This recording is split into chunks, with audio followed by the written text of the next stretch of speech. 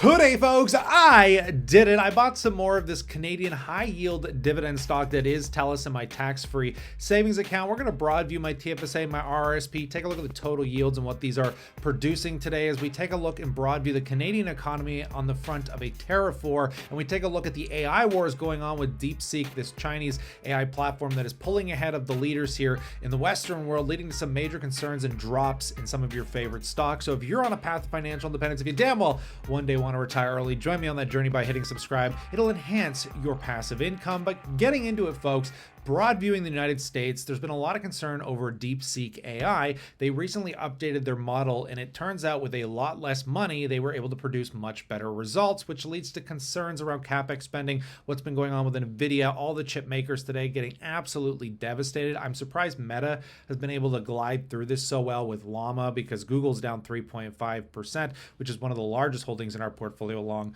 with Meta between the wife and I. But we've talked about this relentlessly as people flood into basically safer stocks that aren't going to be hindered as well. Money comes out of one place and moves into another, and we're seeing that action today. And we'll talk about it with SCHD because my Schwab US Dividend Equity ETF is actually excelling and outperforming the S&P 500 this year. If we take a look at the Chinese markets, however, we are seeing excelled performance as some of that money bleeds over to China. This is why global market index funds could potentially be useful as economies change and technologies evolve. But we're seeing somebody in my chat group pointed out the Crane shares here, which is the SCI China Internet ETF, is actually up 8% this year, definitely outpacing the S&P. And recently, thanks to the Deepseek AI, which, you know, we asked it what are the best high yield Canadian dividend stocks, is pulling those internet leaders ahead. But it kind of recommended to me stocks that we're going to talk about today. Of course, in the financial sector, Canadian banks, utilities, but we're talking about telecom. Obviously, they're recommending things like Bell and Telus. I think this Deepseek AI app is actually really good for people looking to write blogs. I find it to be a lot more in depth,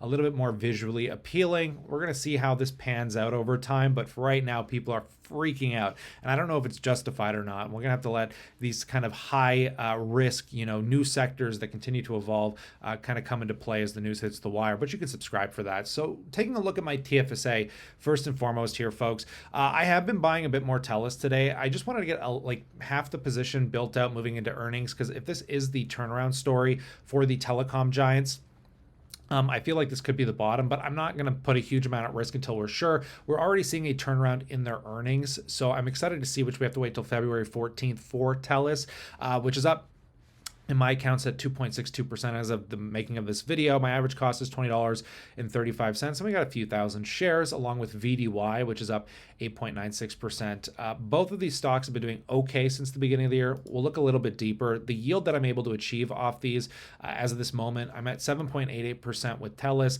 and VDY's got me at about 4.44% with a total income of about $2,406 off the Canadian side of my TFSA. If we take a look at the price action, Telus has been on an absolute tear. I've been able to kind of cost average into this moment since the beginning of the year. Again, I'm not going to say that this is a bottom. We still need to see continued signs, but on the front of interest rate cuts that continue to happen, with these being heavy infrastructure plays, the fact that they've gone through the restructuring cost, I think we're really starting to see a bottom in earnings, which means we should hopefully continue to see a recovery. And if we do get a sign of that recovery continuing, the stock price should start to perform better, at which I will probably, buy back a little bit more as we hit over $21 a share.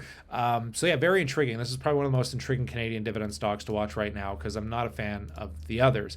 VDY, on the other hand, if we kind of broad view what's going on in the Canadian economy, I think it's important to point out that I am not nearly as concerned about the tariff war as I was last night or over the weekend when we were talking on the stream. If we take a look at the Canadian stocks today, still seems to be a bit of a flight to safe haven stocks. You got Waste Connection, CNR, Fortis. Actually, a lot of the stocks that I talked about were some of my favorite this year, whether it be Hydro One, Canadian National Railway, or Waste Connection, are all actually performing exceptionally well. These were like my upper weighted picks along with Telus. I just like Telus because obviously I like the yield that it produces, but I recognize that these can come with much lower volatility. Some of these are great, profound stocks that are worth buying. But back to the tariff war, and the reason I'm not as concerned as I was because Trump literally said that we're going to tariff Colombia because Colombia wasn't bending over to some of the stuff they wanted with immigrants and transport. I'm sure you've dug a little bit deeper into this than I perhaps have, but I was just kind of concerned because then obviously the Colombian government said, no,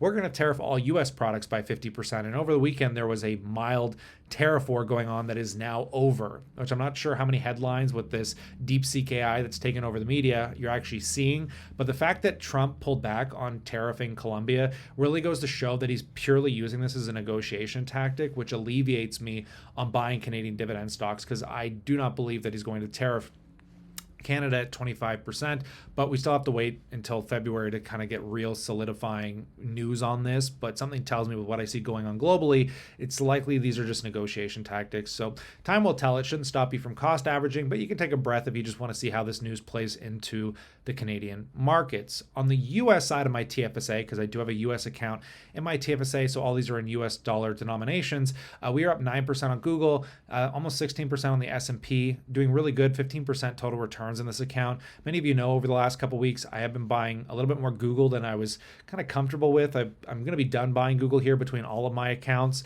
It has become a sizable position between the wife and I, but very happy with our exposure to these, what I consider cheaper technology companies. And even with the big drop that we saw in Google and some of these tech companies, my average cost was $175, and we're still at about 190, 193 or whatever. So we're in a good safe zone, I think, to see more correction in Google, but I didn't mind buying it up here, but it's nice to see these dips. They open up opportunities if you are looking for a better discount. These don't pay nearly as much, but I am happy that they do yield. I get about 0.45% on Google, and I think that dividend is going to grow exceptionally fast. And VOO, I'm getting about 1.47% on. VOO was crushing at the beginning of the year, but since this AI war, I mean, we saw this 4% gain go down to 2%. And we're also seeing some leveling off in the Canadian dollar. As mentioned, I do like having control over my US currency and my US stocks. I do not like having to be force converted like we see in VFV. And VFV is almost flat for the first time in a while with VOO. And that's again because the Canadian dollar, as of recently, seems to have found a bottom. Presuming these tariff wars don't come into play, that could detriment the dollar further. And we still have to get through the Bank of Canada meeting to see how further interest rate cuts will affect this. But this is why I do like keeping my investments in their native currencies, where I have full control over converting values, because US dollars are accepted globally. I don't really need to convert them. However, if we take a little bit deeper look into the percentages here, guys, my TFSA is yielding between these two accounts, between the US and Canadian account. It's about 135,000 as of today, and it's making me about $3,324, and that equates to about 2.46%. So we're getting a very healthy yield here to maximize growth, but get a bit of income as well. I think a combination of growth and income is what everyone should seek. You shouldn't just chase high yields just as much as you shouldn't just chase purely growth, because there's volatility that comes with that growth, and it's not efficient if you're looking for a bit of income that you may want to use at some point as well. But if we take a look here, Google doing very well here this year. I mean, it's still up 2%, exactly in line with the S&P 500. So I can't really complain on that side of it either. Very happy with the results here. So if we switch over to my RRSP, my Registered Retirement Savings Plan, SCHD has now popped off again. This is one a lot of people were hating on when it dropped, but I hold it for a very precise reason. At some point, long before I'm 60, there's a chance I'm going to be pulling some capital out of this, and I do not want it to touch the initial equity for as long as I don't have to. So I like getting this dividend ETF that on the converted value, I've got just 100,000 Canadian dollars sitting in, about 70,000 US as of today, and we're up 14%. Owned it for quite some time in this account. We're getting about a 4.26% yield, about $2,607 annually projected. And if we take a look, SCHD is actually up 4% this year, absolutely destroying as of recently. VOO by double the amount. And again, I think that's just more or less fear, a flight to safety. And plus, a lot of these stocks still sit at relative suppressed levels. And I think obviously people, as they sell out of NVIDIA, and we see today, they might want to be moving more towards safer investments. There's a rotation of capital going on. At least that's what everybody is presuming. If we take the totality of the dividends between all of my tax advantaged accounts, I'm getting about $7,073 with a total value of about $235K in equity. And that's an exact 3% yield. And I told you guys, the 3% is kind of my healthy range. I always want to be getting around a 3% in total yield. Across my entire portfolio with my corporate account, this isn't the case because of my large investments in the S&P 500.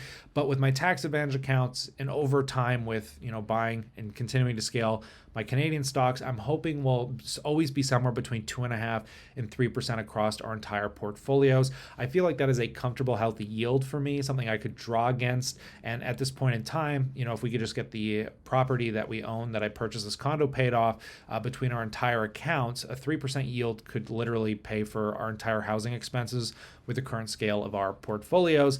But again, I am not somebody that is adverse to selling stock. I believe total returns matter, over everything else.